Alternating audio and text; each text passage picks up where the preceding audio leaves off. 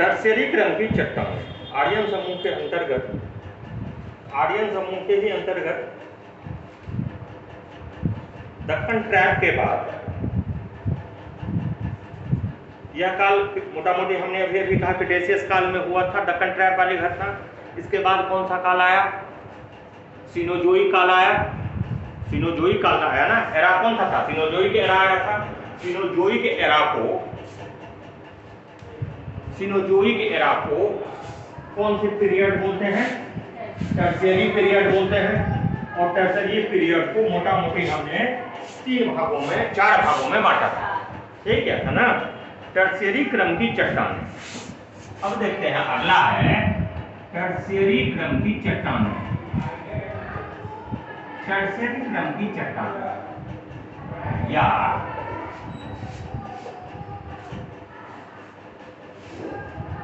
Tertiary system of rocks. Tertiary rock system क्या? Tertiary rock system Bharat में इस क्रम की चट्टानें मुख्य रूप से बराहकारी रीति में हिमालय क्षेत्र में पाए जाते हैं। इसका नामकरण क्यों हुआ है? टर्शियरी काल के आधार पर, टर्शियरी पीरियड के आधार पर सिनोजोइक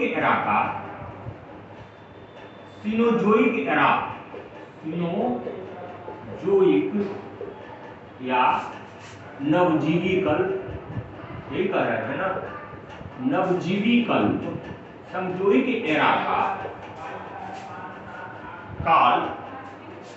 काल है कौन? टर्शियरी या तृतीयक। इस काल में बनने वाले चट्टानों को, तृतीयक काल में बनने वाले चट्टानों को ही सिनोजोइक एरा के तृतीयक काल में, तृतीयक पीरियड में बनने वाले चट्टानों को ही टर्शियरी क्रम की चट्टानें नाम दिया गया है।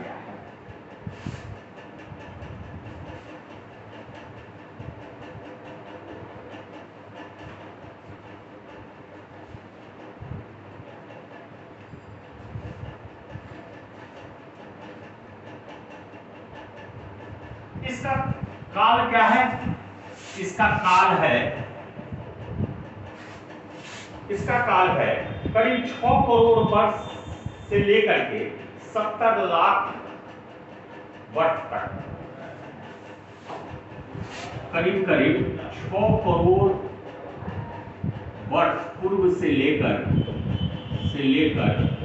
70 लाख वर्ष पूर्व तक मान सकते हैं कि मोटा मोटी है।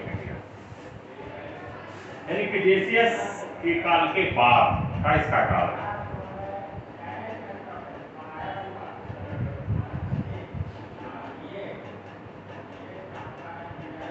इस काल की चट्टानों को मुख्य रूप से 4 प्रकार के इपॉक में बांटे गए हैं।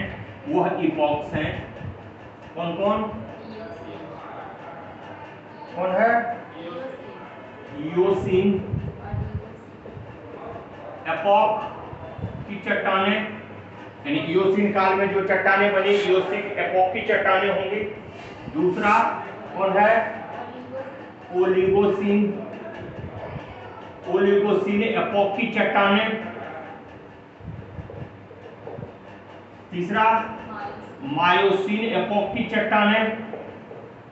और चौथा प्लायोसीन एपॉक की चट्टानें।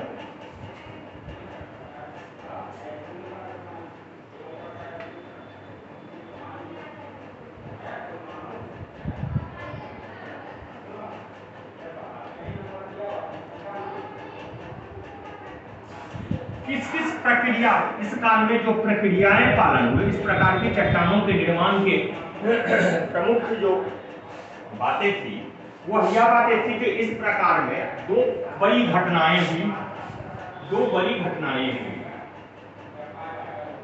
इस काल तक आते आते गोंडवाना लैंड पूर्णतः टूट चुका था तथा टेथिस सागर के मलबे में बलन बनना शुरू हो गया था। 2 प्रमुख घटनाएं यहाँ पर हुई हैं। गोंडवाना लैंड पूर्णतः अस्तित्व में आ चुका था, पूर्णतः डूब चुका था, और यह उत्तर तथा उत्तर पूर्व की ओर गतिशील होने के कारण टेथिस सागर का निर्माण, क्योंकि मालवा टूटते ही, गोंडवाना और अंगारा लैंड टूटते ही टेथिस सागर का निर्माण शुरू हो गया था। टेथिस सागर के मलबे में वलन पड़ना शुरू हो गया था।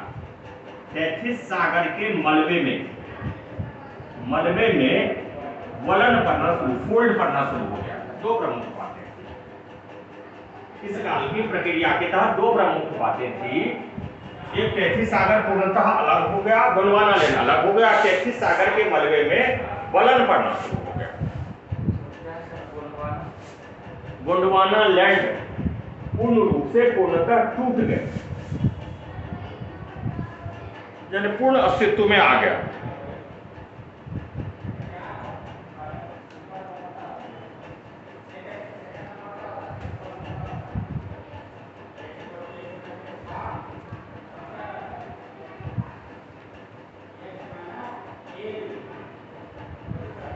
इस काल में ही टर्शियरी पर्वतीकरण, तृतीयक पर्वतीकरण, टेथिस सागर के मलबे में वलन का परिणाम क्या हुआ? मलबे में परिणाम का परिणाम हुआ हिमालय जैसे बलित पर्वत का उदय। हिमालय जैसे बलित पर्वत का अस्तित्व में आना। टेथिस सागर के मलबे में वलन का परिणाम था हिमालय जैसे बलित पर्वत का निर्माण।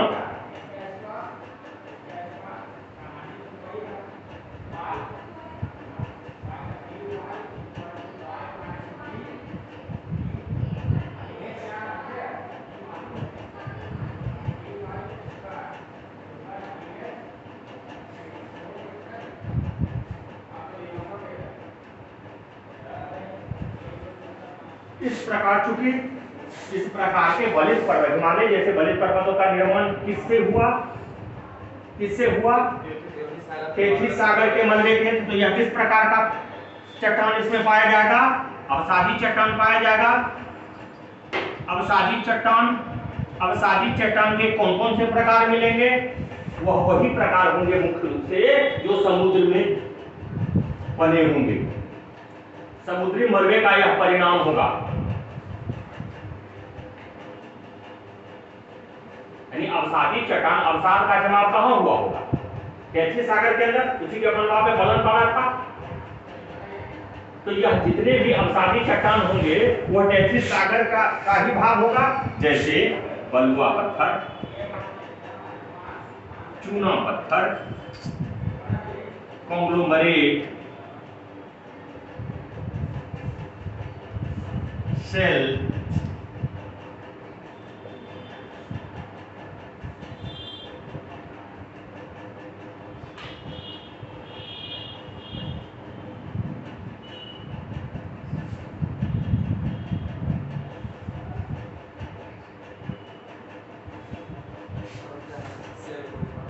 सेल के ऊपर है कॉन्ग्लोमरेट, क्ले, भारी तथा हल्का क्ले, भारी क्ले आदि।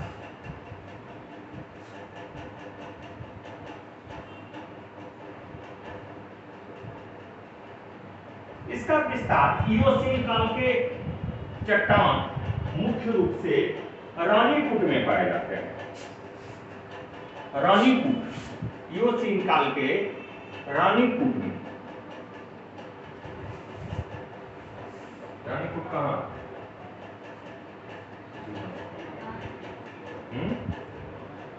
रानीकूट है उत्तराखंड। रानीकूट लघु हिमालय का पार्ट है। लघु हिमालय रानीकूट में इओसीन काल के मलबे हैं। ओलिस्टीन काल के मलबे मुख्य रूप से लघु हिमालय में ही मूड़ी क्रम के चट्टाने हैं। ये भी वही है, मूड़ी क्रम की चट्टाने। यह भी लघु हिमालय में ही है।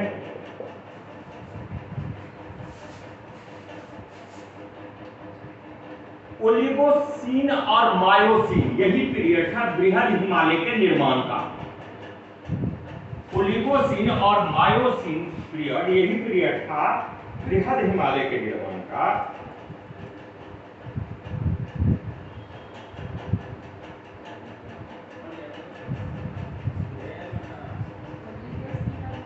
मायोसीन। इस काल में मुख्य रूप से चूना पत्थर तथा सेल क्रम की सेल चट्टानें बने हैं और यह बृहद हिमालय में, यह लघु हिमालय में है और यह बृहद हिमालय में। अब इसका मतलब यह नहीं होगा, आप जरा समझ लीजिए, यहाँ पर हम कह रहे हैं कि इओसीन काल में लघु हिमालय के प्रमाण है, तो यह चट्टान के प्रमाण है। उस काल में जो चट्टान थे उसका प्रमाण है। इसका मतलब हम यह नहीं कह रहे हैं कि इसी काल में लघु हिमालय पहले बन गया। कीप इन माइंड, हम कह रहे हैं कि इस काल में यानी वह चट्टान पहले बनी थी। मोड़ भले बाद में पड़ा हो, मोड़ पहले बृहद हिमालय में पड़ा था, मोड़ पहले बृहद हिमालय में पड़ा था, लेकिन यह जो चट्टानें बनने का था वह समुद्र में ही बना था। वह बन गया था कहां पर? इओसीन काल में ही चट्टानें बन गई थी रणकूट के आसपास। मूड़ी क्रम की चट्टानें उसी प्रकार के चट्टान जो अभी वर्तमान में लघु हिमालय में पाया जाता था, बना था वो पहले, मोड़ उसमें बाद में पड़ा। समझ गए ना? बना पहले, मोड़ इसमें मायोसीन क्रम की चट्टानें बृहद हिमालय में चूना पत्थर तथा सेल के रूप में पाई जाती हैं। इसी प्रकार के चट्टानों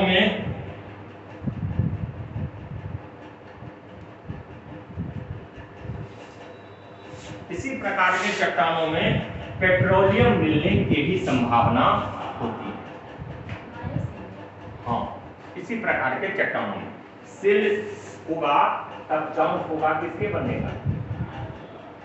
पेट्रोलियम बनेगा। क्यों? क्योंकि सेल अपारगम्य चट्टान है, सेल अपारगम्य चट्टान है। वो नीचे की ओर नहीं तेल को जाने देगा।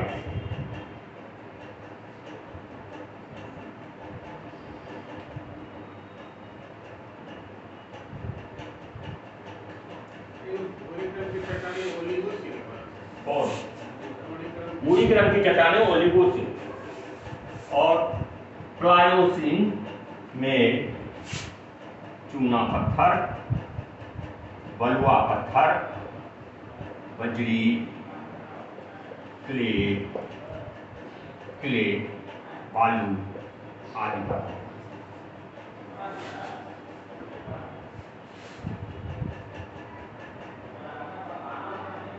यह प्लायोसीन आते आते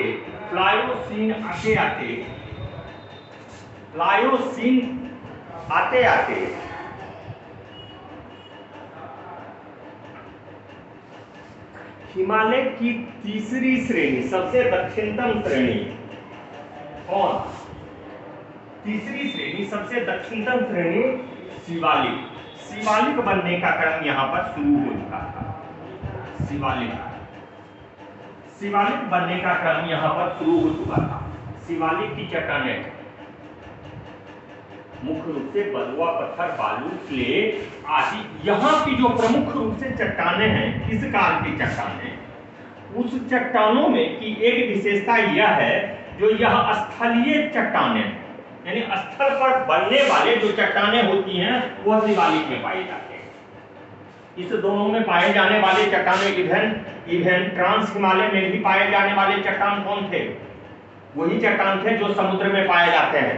ट्रांस हिमालय, लघु हिमालय एंड बृहद हिमालय की जो चट्टानें हैं वो समुद्र में जो अवसाद थे उसके प्रमाण हैं, उससे बने हुए हैं। लेकिन यह शिवालिक जो बना हुआ है उसकी चट्टानें मुख्य रूप से स्थल पर जो अवसाद थे उन अवसादों में मोड़ पड़ने से, स्थलीय अवसाद में मोड़ पड़ने से इसका शिवालिक का निर्माण हुआ है। तो इसमें बलुआ पत्थर, क्ले, बालू जैसे कौन प्रमुख रूप से बलुआ पत्थर, बजरी, क्ले, बालू जैसे चट्टानों, बजरी जैसे चट्टान पाए जाएंगे, अवसादी चट्टान पाए जाएंगे जो स्थल पर बन रहे कहा जाता है। जो इस काल में ही इंडो ब्रह्म नाम की नदी शिवालिक श्रेणी जहां पर अभी मौजूद है, उसी स्थान पर इंडो ब्रह्म नदी प्रवाहित होती थी, लघु हिमालय के सामने में था। और इस काल में आकर के प्लायोसीन और इसके बाद का प्लेस्टोसीन काल में आते आते उसी में मोड़ पड़ा, जिसके कारण हिमालय की यह तीसरी सबसे जो दक्षिणतम श्रेणी है यह शिवालिक। यहाँ पर इंडो ब्रह्म नाम की यह जो आज यहाँ पर यह शिवालय है वह कभी ऐसी यह स्थिति थी। इस बर्मा में मोड़ इधर से आने वाली और इधर से आने वाले का जमाव होते चले गए और इंडो ब्रह्म यह धक्का इधर से इधर दिया है, में धक्का पड़ा, भारतीय प्लेट है ना, इधर से धक्का पड़ा तो यह जो मलबा था यह भी मुड़ गया, दैट इज शिवालिक। तो इसके जो अवसाद हैं वह स्थलजन्य है, टेरेस्ट्रियल अवसाद है, स्थलजन्य अवसाद होंगे, जबकि इसके अवसाद किसके अवसाद होंगे? टेथिस सागर के अवसाद होंगे।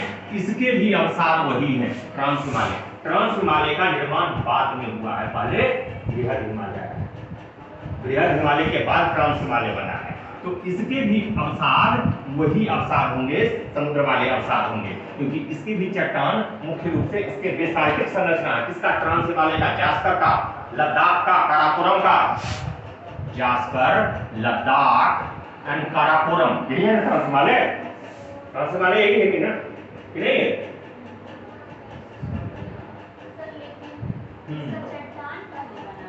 उसका चट्टान बनने वाला, और वह चट्टान कहाँ का चट्टान है? क्या कही जाती है कि इसके जास्कर की बनने की चट्टान भले बाद में बना, लेकिन यह भाग में जैसे इधर की ओर, इधर की दक्षिण की ओर से धक्का पड़ रहा था तो यह उस करके तो बन गया, और जब इधर से धक्का पड़ा तो उसकी जो निचली तली थी किसकी? समुद्र की। किसकी तली? समुद्र की तली। इस समुद्र की तली कैसे सागर मतलब समुद्र की तली वह भी हल्की सी ऊपर उठ गई। निर्माण के क्रम में पहले इधर वाला मरबा में मोड़ पड़ा, पहले इसमें मोड़ पड़ा था, उसके बाद फर्दर यह इधर से और ढका पड़ा होगा। उस समय तक बेसिन था ही, निचला भाग था। इसका प्रमाण है जो इसकी ऊंचाई क्या है? सर्वाधिक है। इसकी ऊंचाई क्या है? कम है।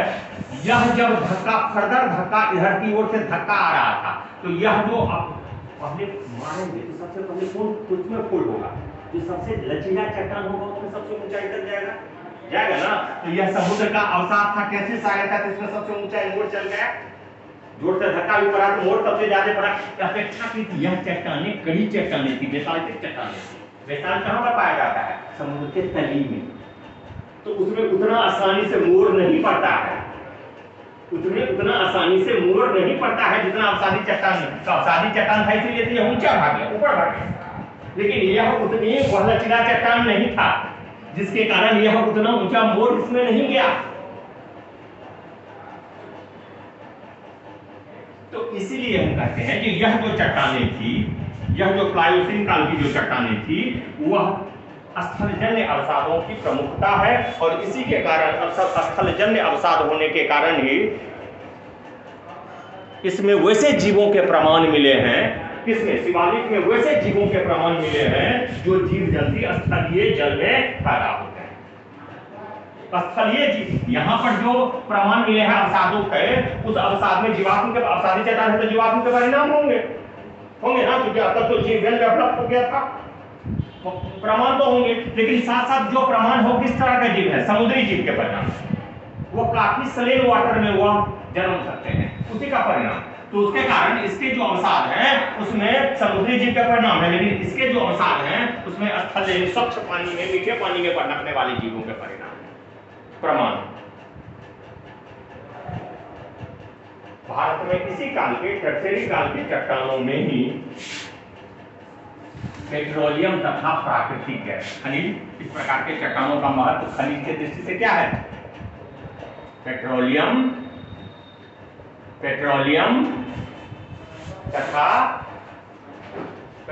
तथा प्राकृतिक गैस, खास करके पूर्वांचल में, भारत के पूर्वांचल के डिगबोई नहर कटिया नाम सुनिए, डिगबोई नहर कटिया, पेट्रोलियम की खानें इसी प्रकार की चट्टानों में, टर्शियरी काल की चट्टानों में।